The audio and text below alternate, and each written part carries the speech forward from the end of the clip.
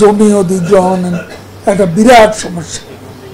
এই জমি অধিগ্রহণের ব্যাপারে যাবেন না প্লিজ। মানুষ এমনি সংকটে আছে, কৃষি জমি নষ্ট করে লাভ নেই। ঢাকা চিটাগাংয়ের সমস্যা হলো এখানে সার্ভিস লেন নেই, সার্ভিস লেনটা করে দেন দুবার। আজকে ঢাকা চিটাগাং যে মহাসড়ক দাউদকান্দির পরে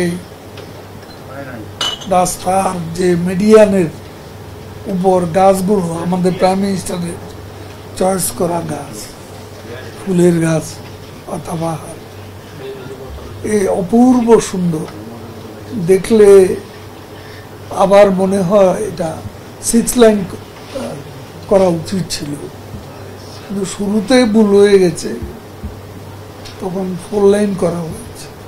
আমি আসার পর আমরা সব রাস্তায় 6 লাইনে করছি, ওটা 4 লাইনের পরিকল্পনা ছিল।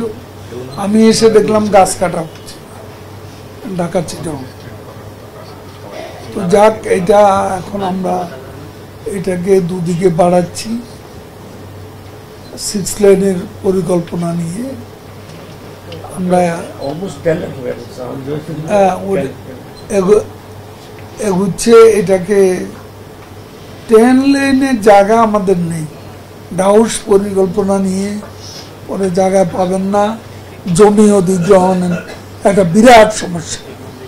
এই জমি অধিগ্রহণের ব্যাপারে যাবেন না প্লিজ। মানুষ এমনি সংকটে আছে, কৃষি জমি নষ্ট করে লাভ নেই। এটাকে রাখেন 6 লাইনে রাখেন।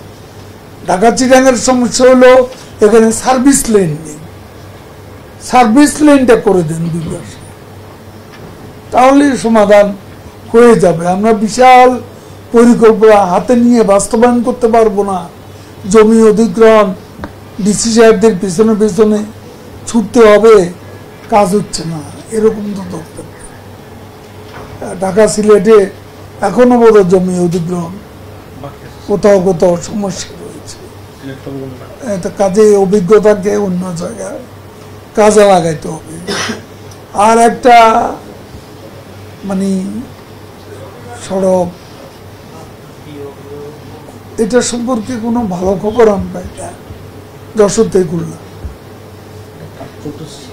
চলতেছে এই কাজ। তো আবার কয়েকদিন পরে এটা আন্দোলন